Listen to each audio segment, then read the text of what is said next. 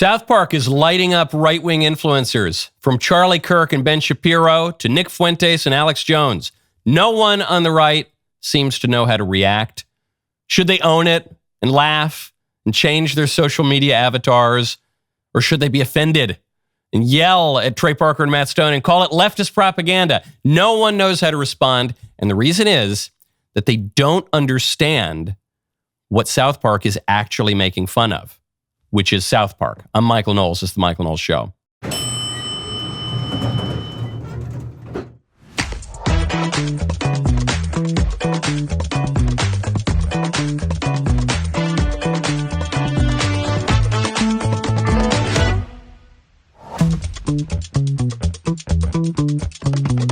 Is President Trump about to end the war in Ukraine? Putin has made an offer. They're going to meet on American soil. Where is Trump's Nobel Peace Prize? We'll see if he gets it. First, I want to tell you about Boll & Branch.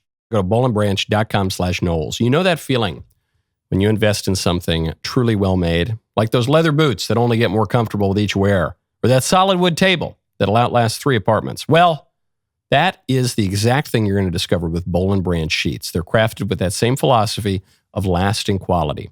While most bedding deteriorates, these sheets get better and softer wash after wash, making them one of those rare purchases that keeps rewarding you long after you've made it. What sets them apart is their 100% organic cotton in their breathable, durable weave that you can feel the quality of immediately. You truly can feel the difference compared to your everyday box store sheets that start to wear out the second that you put them on the bed. When I was a bachelor, I'd buy like the cheapest sheets made of recycled bottle caps. They were no good. When you get Boll & Branch, as I did, I think the first time I got Boll & Branch was like 8 years ago.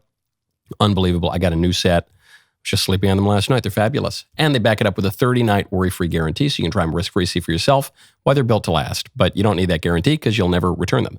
Feel the difference an extraordinary night's sleep can make with Boll & Branch. Get 15% off plus free shipping on your first set of sheets at bollandbranch.com/Knowles. BOLLAND branch.com/Knowles. Save 15% and unlock free shipping. Exclusions apply.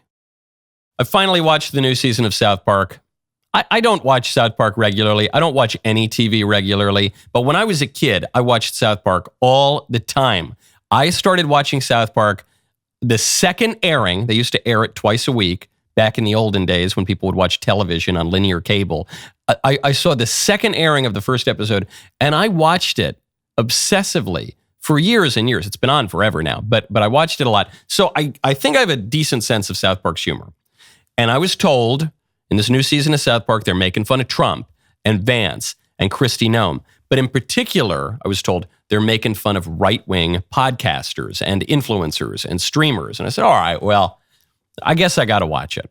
And I saw these people alternately embracing it, saying, this is great. I'm being parodied in South Park. This is awesome. We're going to own it. We're going to be in on the joke. And then other people saying, South Park took money from Paramount and they're just attacking Trump and they don't attack Biden and they're hacks and they're leftists and whatever. So I said, I got to watch it for myself. So first thing going into it, I was told that Cartman is Charlie Kirk, which I said, man, good on Charlie. That is what an honor. But it's not quite what's going on. Here's the very first part of the episode. The stuff he's saying about Jews is out of control. Bro, you just got to ignore him. Bro, it's pretty hard to ignore him when he's saying it all on a podcast. Hey guys, who are you talking about? Clyde. Clyde? Hey, here he comes. Whatever, guys. Prove me wrong. Prove me wrong. You don't know a thing about the Jewish people. Yeah, and shut up about girls' bodies. Well, that sounds like a very female-led Jew thing to say. If you guys don't like it, why don't you come debate me on my podcast? What? What's going on? So right off the top, you recognize, hold on, Cartman isn't Charlie Kirk or anyone else on the right. Cartman is Cartman. He gets so excited when they say, this guy, he's saying all these terrible things about Jews and women and blacks and this and that. And he says, oh, who are you talking about? You're talking about me, right? I've been doing this since the 90s. I've been doing this since 1998 or whenever South Park opened. And they say, no, we're talking about Clyde. And he says, wait, what are you talking about? Clyde. That's my shtick.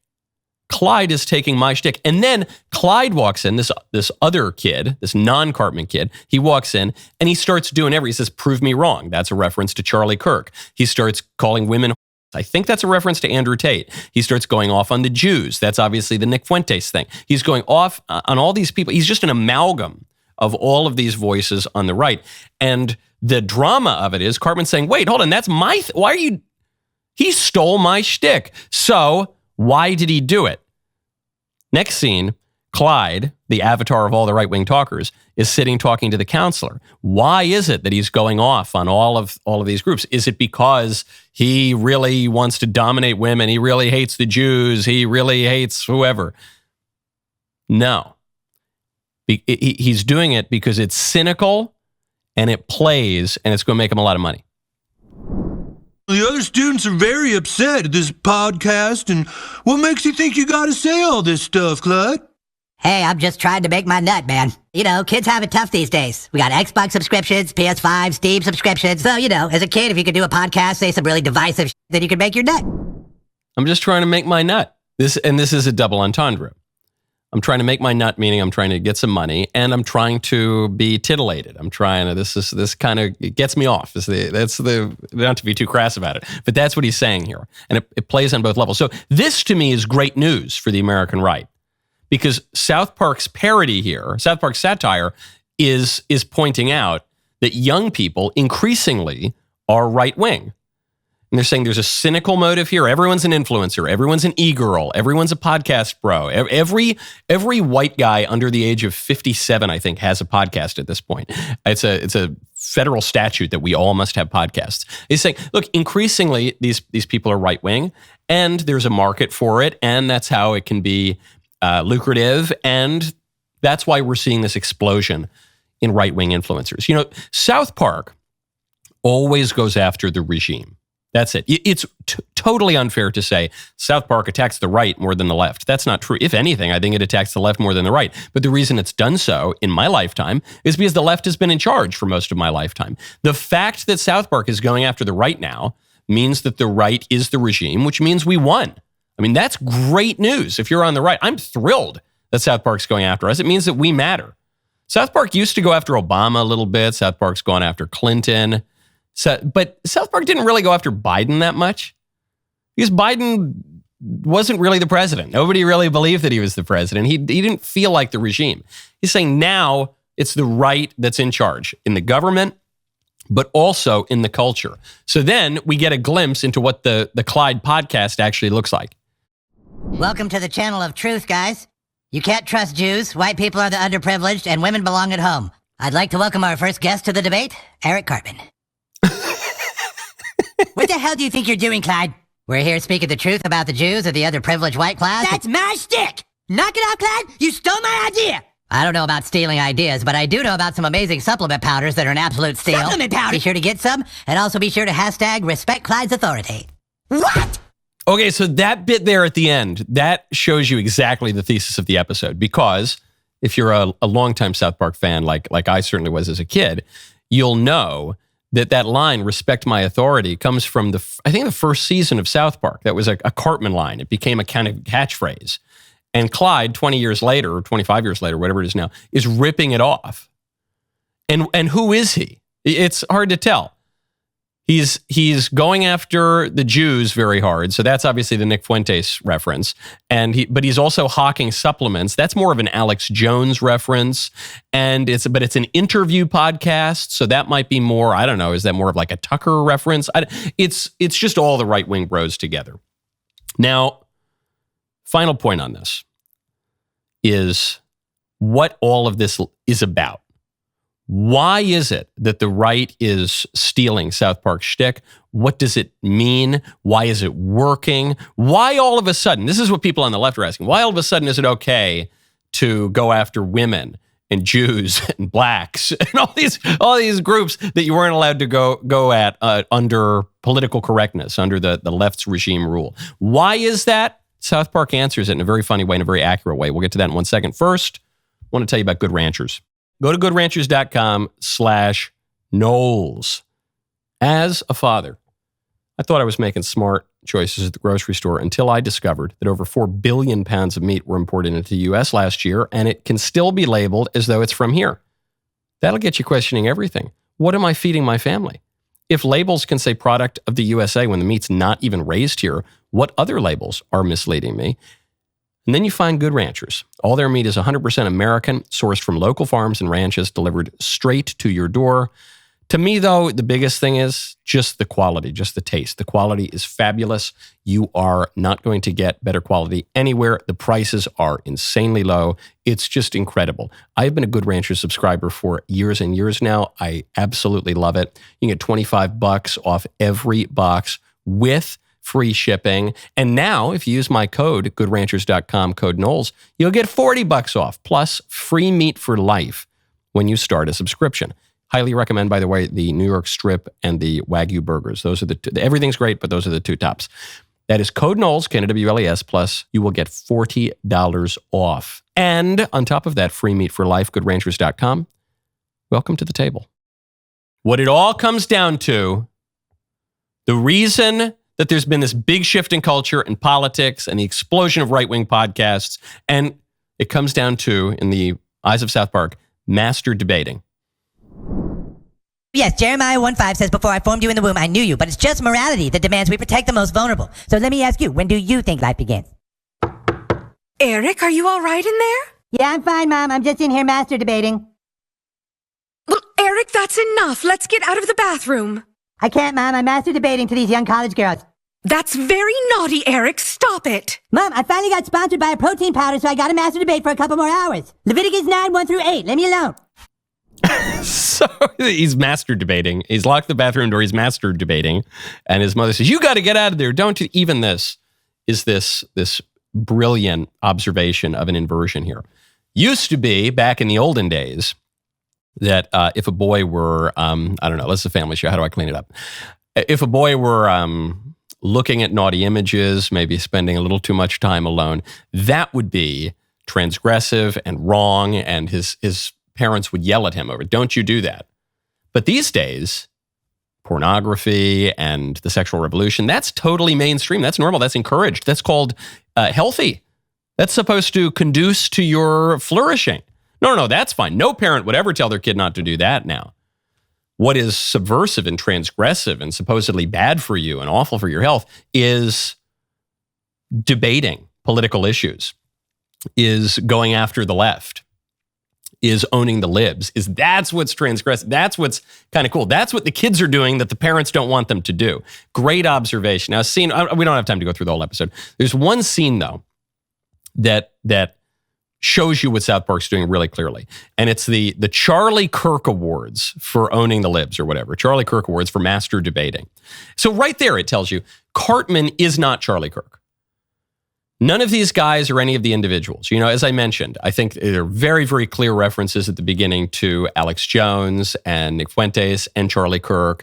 I think there's a wink at Ben where it says, lib owned, whatever. I think that's a wink at Ben Shapiro. I even think, maybe I flatter myself, I think there might have been a little wink at my CPAC speech during the Charlie Kirk Master Debater Awards when Clyde is receiving the award. He says, okay, and in conclusion, lesbians are an abomination from God.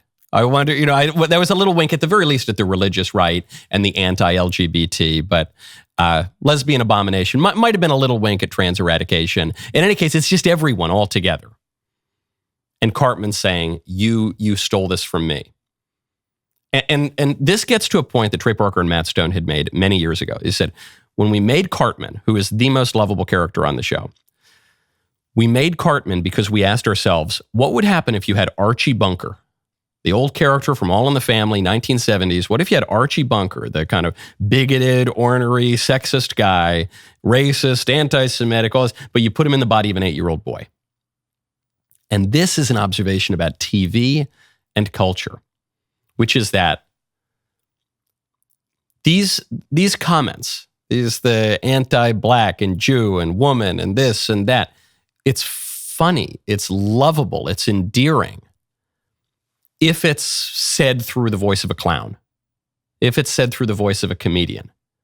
If this were just a video of some actual skinhead or neo-Nazi going out and burning a cross or something on someone's lawn or, beating a woman or something like that, it would not be funny. That person would be the most villainous character in the show. but because it's said through the mouth of a clown, because it's politically ineffective, unthreatening, it's the most lovable behavior. It's the most endearing. Because there's always racial tension. There's always religious tension. There's always sexual tension. And you got to let it out some way. Society needs a way to let that out. And if you can let it out through the voice of a clown, all the better. The clown gets to, make fun of the king, and it's okay. If a serious person did that, that would not be okay. And so the characters, just from the top of it, the fact that you have Alex Jones being parodied. Alex Jones said that a bunch of kids who were murdered in a shooting didn't actually get murdered. But Alex Jones is still a really sympathetic, lovable character. Why? Because he's big and funny, and he's a comedian, and he makes you laugh, and he's kind of clownish in his behavior. Well, a lot of these other guys, not everyone on the right, but a lot of the other guys who do these streams and these podcasts, how do they do it? Do they do it in a really serious way and they're just presenting the information to you really sober? No, they're laughing and they're making jokes all the time and they're using really crass, vulgar language. And it's because that is a sign that you're not a big political threat.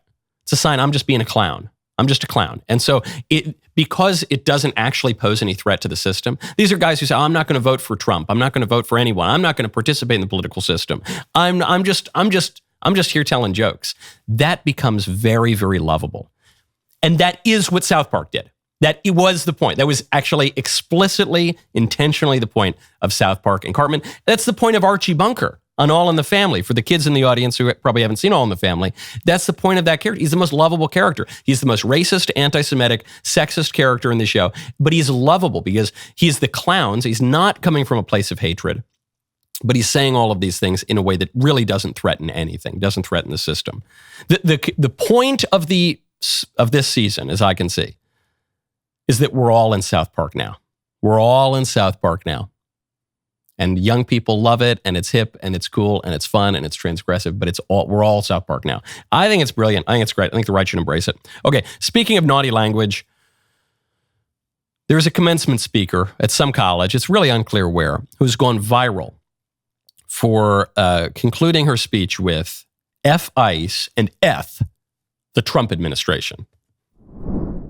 Excuse my language, but to that I say F ICE and F the Trump administration.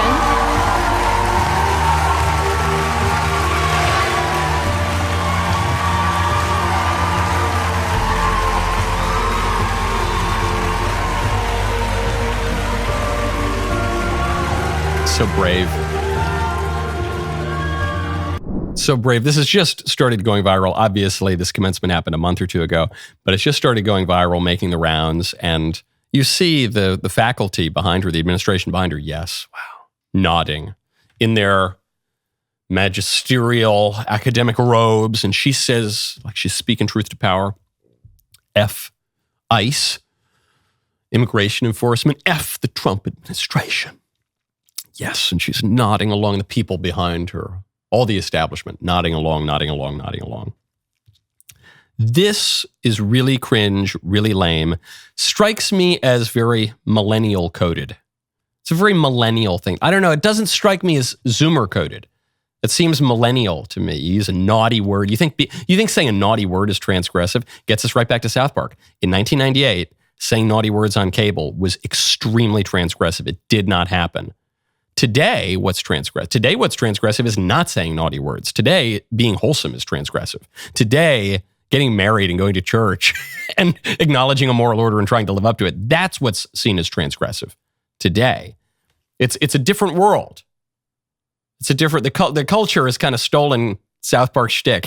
And now to be transgressive has to be a little bit different. This is the safe thing. You know that this commencement speech is the safe thing because the professors behind her are nodding along with approval.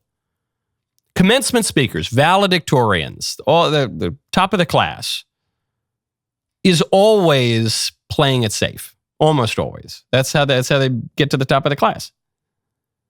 And that's the safe thing now. That's the millennial. That's not the transgressive thing. That's not the future. It's just lame, super lame. Now, the people who don't hate the Trump administration are noticing that actually this administration is doing some pretty great things. Like, this was announced right on Friday, I think. Trump has apparently ended the 35-year conflict between Azerbaijan and Armenia. President of the United States, the President of the Republic of Azerbaijan, and the Prime Minister of the Republic of Armenia will now sign the joint declaration on the outcomes of the Trump Route for International Peace and Prosperity Summit.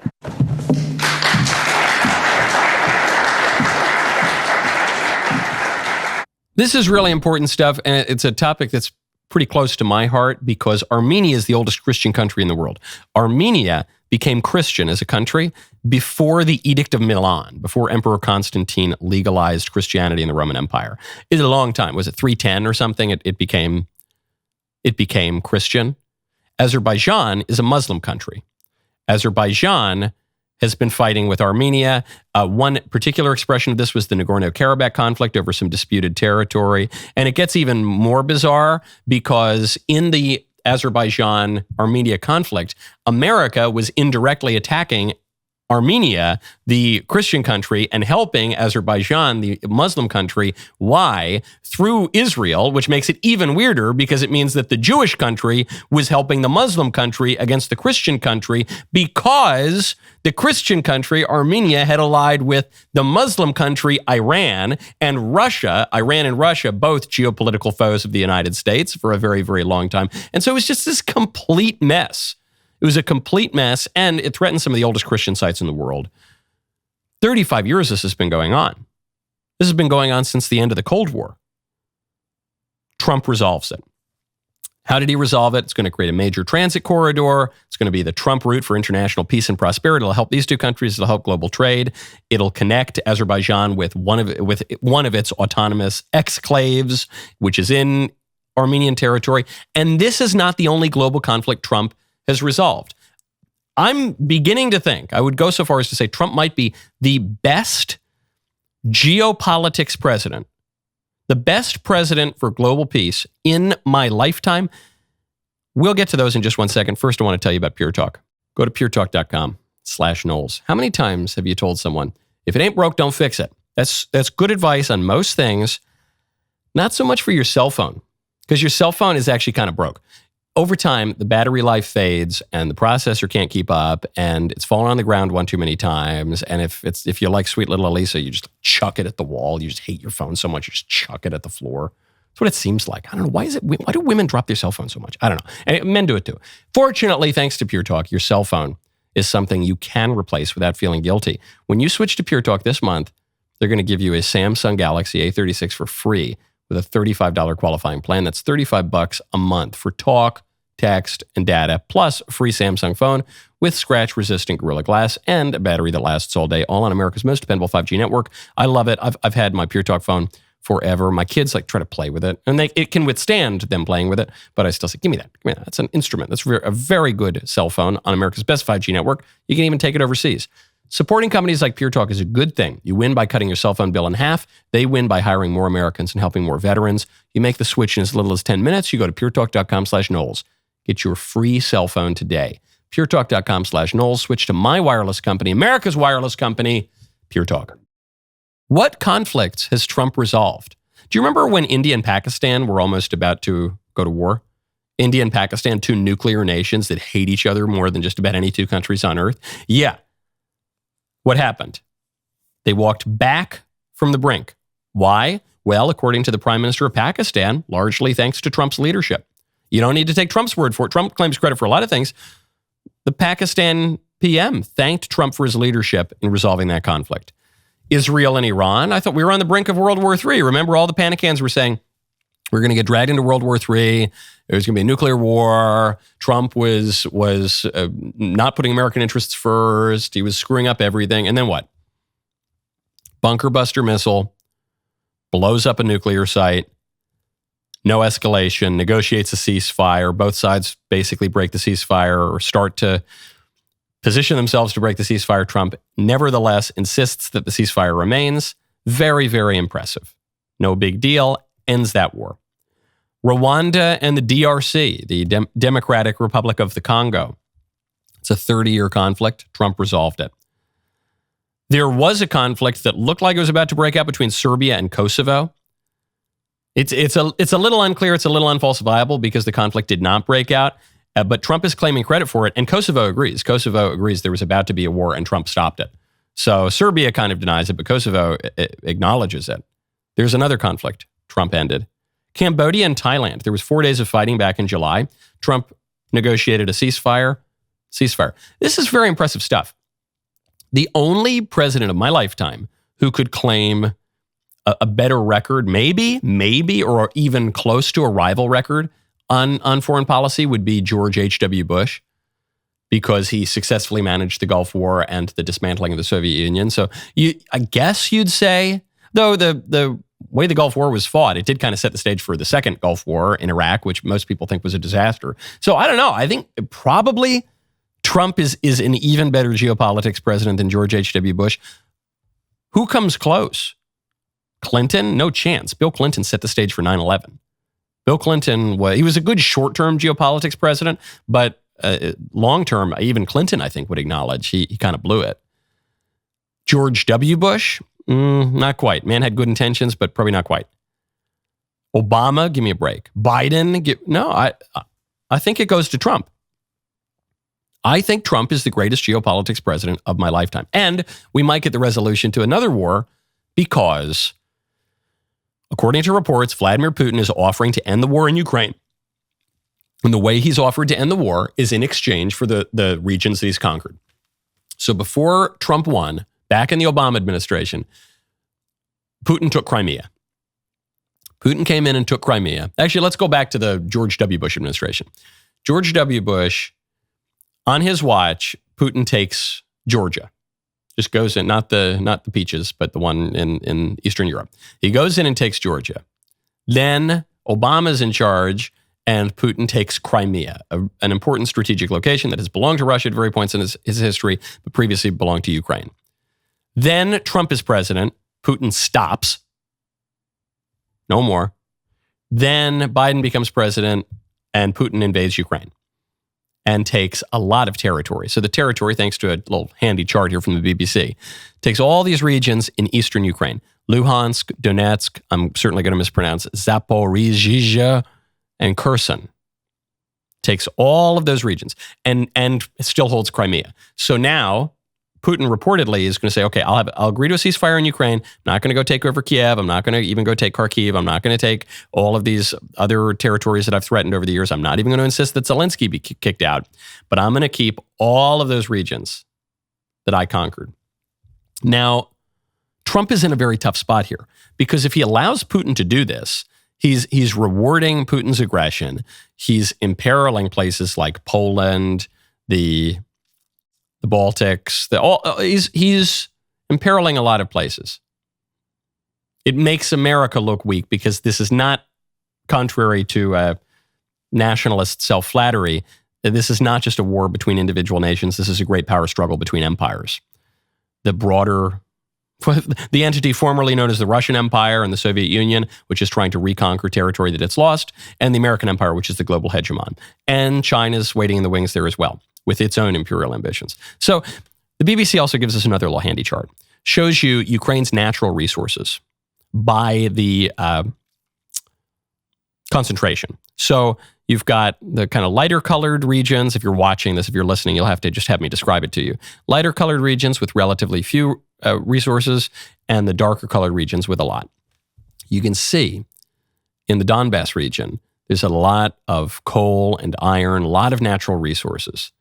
So those first two that Putin went into, pretty heavy. As you move into the other regions, it's a little less heavy on natural resources. So the Zaporizhzhia, I got to work on my Ukrainian pronunciation, and Kherson, and down there, it's a little less. Crimea still has a lot of resources. So one thing that the Trump administration could do is say, okay, you're not going to get all of the territory that you've conquered, Putin. You're going to have to pull out of some of the eastern regions, but we'll let you keep Crimea, which is historically part of Russia and which is strategically very important for Russia and which is disconnected from the other eastern regions if you lose the bottom two, but you're still connected to Russia. So you get to keep Crimea and you get to keep Luhansk and Donetsk, but you don't get to keep the latter two regions So you're going to cede that back to Ukraine, and then it looks like kind of a win-win. But this has been, 3 years of war now? You have to give both sides the ability to claim a win. Because there are going to be some hawks in America who say, well, let's just go in and kick him all the way out. He's some two-bit jerk. He has got a country that's really just a gas station with a country attached, like John McCain used to say. And they're not nearly as strong as the United States. We can go in and blow them out of the hemisphere. I guess that's true, but Trump is constrained by this paradox. Americans do not want to be in this war, and Americans do not want to lose this war. That's the way it goes. They don't want to be in this war. They don't want to lose this war. That's it. A similar dynamic playing out in Israel, Gaza. But that's the problem. So if you're Trump, it's not so easy. It's not so easy. Americans don't want another war in the Middle East. We also don't want Iran to have nuclear weapons. Oh, there's a tension there. So what's he going to do? I think Trump has to claw back some of that territory as a win. But if Putin is able to keep the more strategic and resource-rich areas, that's a big win for Putin. He can take that home to the Russian people. It's a win-win. And Ukraine maybe should just return to being a buffer state, which it was before we got a little big for our britches in that region and screwed things up and gave Putin the opportunity to go in and actually invade. Okay, speaking of taking over territory, this story, the supposed federal takeover of Washington, D.C. That's the claim. Donald Trump wants to commence with a federal takeover of Washington, D.C., which is, in principle, a completely bogus story because the federal government already controls Washington, D.C. Going all the way back to the Constitution, Article 1, Article 1, Section 8, Clause 17, if I'm not mistaken, says that the Congress controls the federal district in all cases whatsoever. The federal government directly controlled Washington, D.C. from 1800, 1801, whenever D.C. was incorporated, until 1973 with the Home Rule Act. Not only was it Congress that was controlling D.C., it was also the executive branch, because for a little over 100 years, from 1871 to 1973, the president would appoint mayors and governors to exert control over Washington, D.C., but it's still being run by the federal government.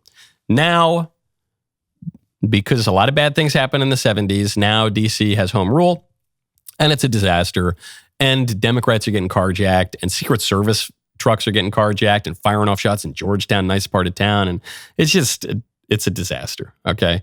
So Trump is saying, we need the nation's capital to be beautiful and safe, and we're gonna take it back over.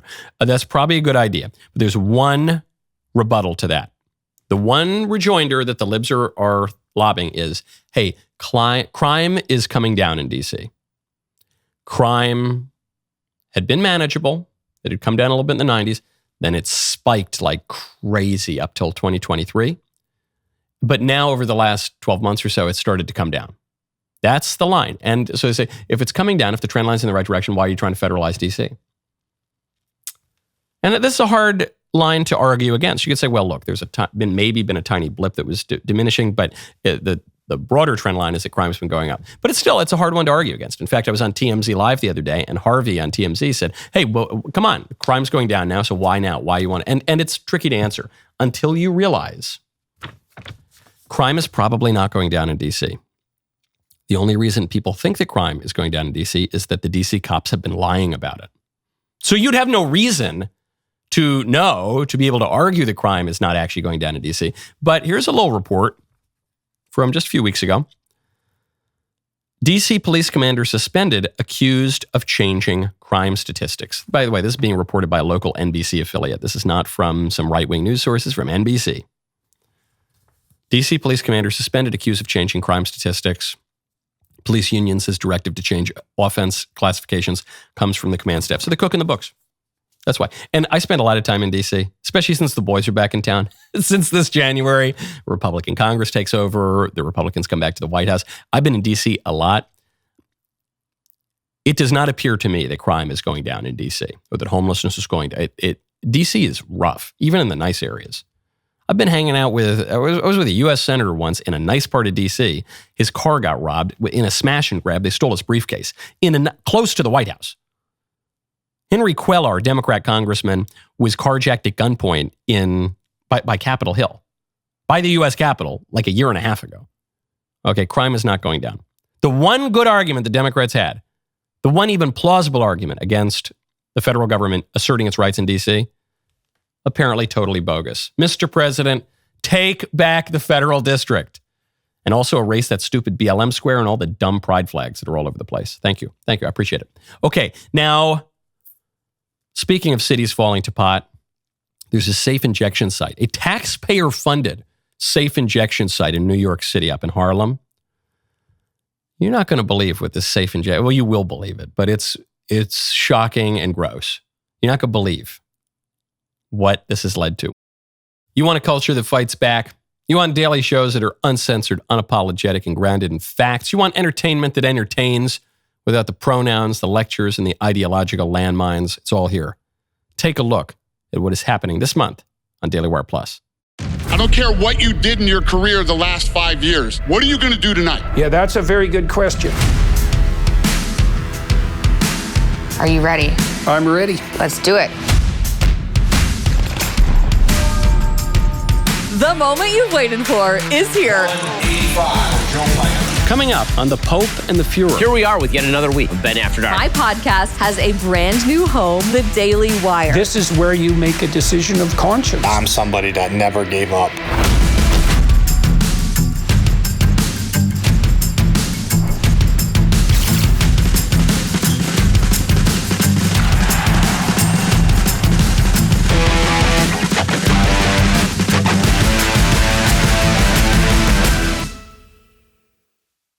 Do not miss a moment of what's coming to DailyWire Plus. Now is the time to join a community that still believes in virtue, common sense, and the truth, no matter whom it offends.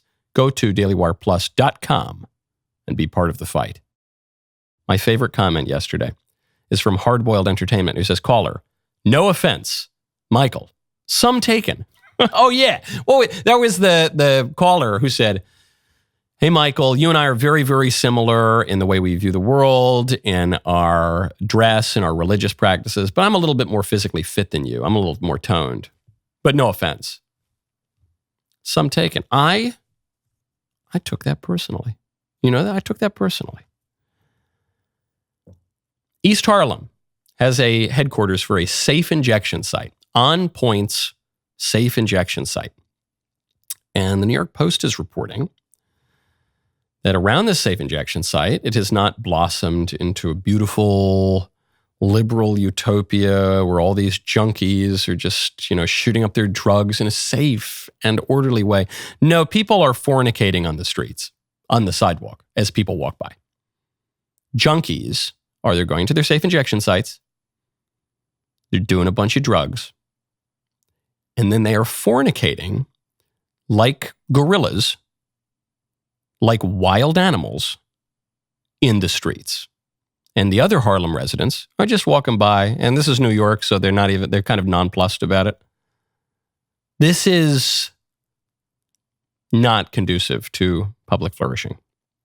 So the city said, according to the city, 6,000 junkies took illegal drugs 38,000 times at the 2 On Point safe injection sites last year.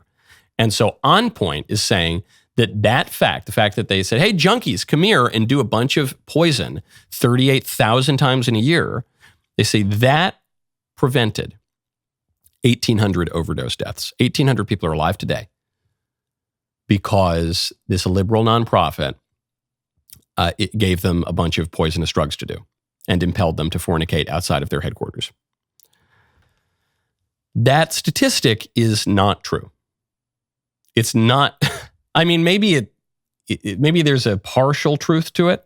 It might well be the case that 1,800 people last year did not overdose at the moment that they were expected to overdose. But not one person was saved by the safe injection site. The reason the safe injection sites don't work is not that they're not getting enough funding. They're getting plenty of taxpayer funding. It's not that the junkies don't have a really safe place to shoot up. It's not that the safe injection sites are being run inefficiently. It's that there's no such thing as safely injecting poison into your veins. That's the issue. The issue is reality.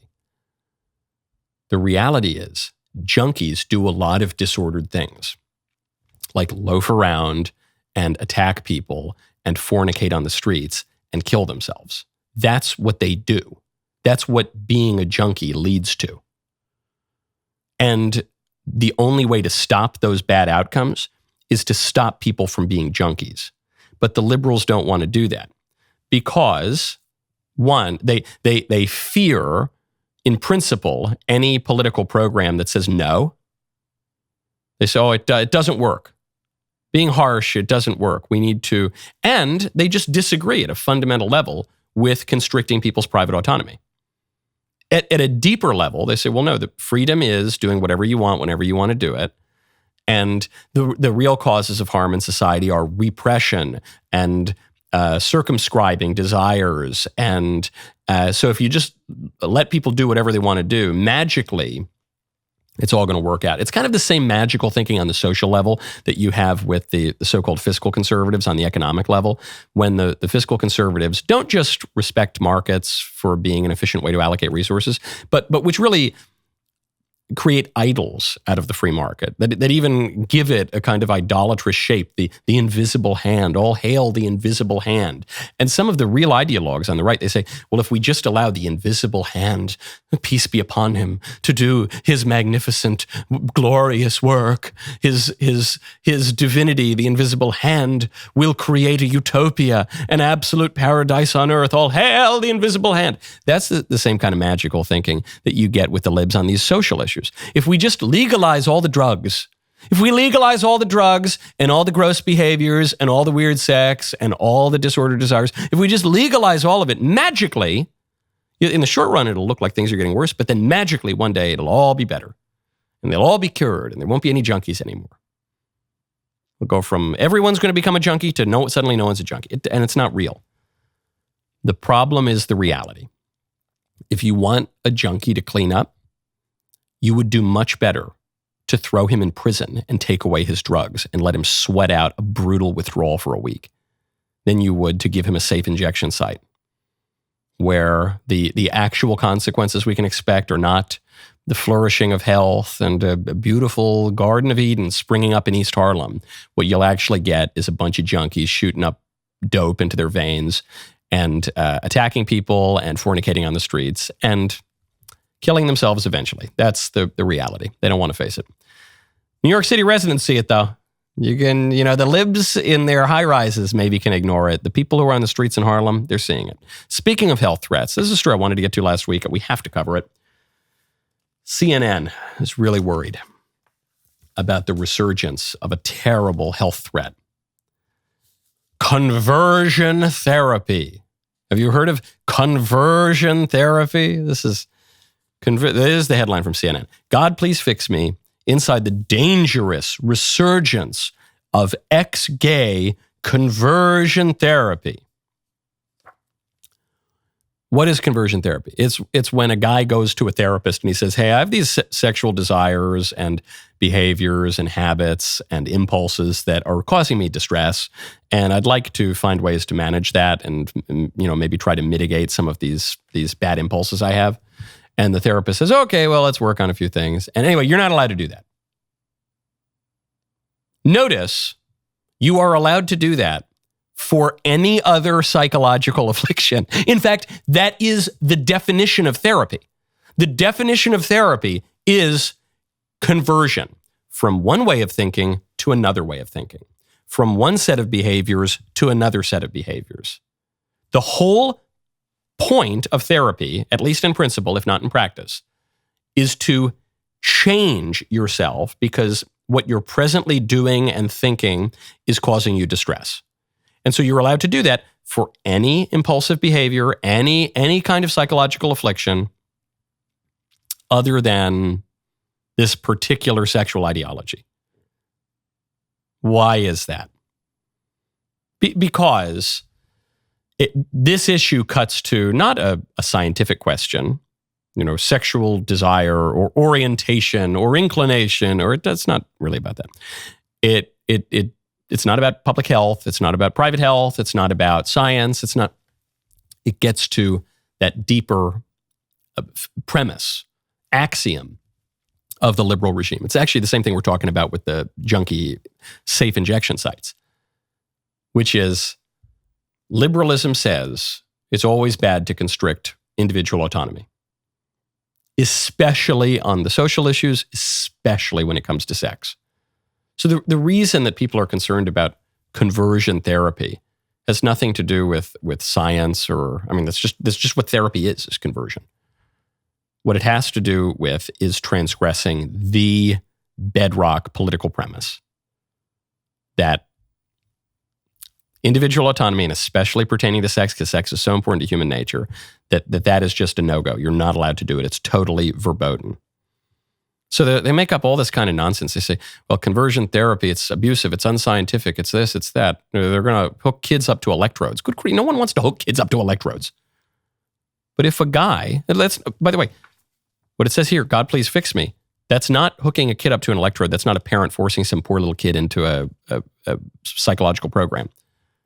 That's a person saying, this desire is causing me trouble. Please help me manage it. If you can do it with any other psychological affliction, why not? Why is this the dangerous one? Because this is a part of the public liturgy. The pride parades are part of the public liturgy. The coming out day is part of a public sacrament, and the individual autonomy is the essential part of the liberal anthropology. And it's all just wrong.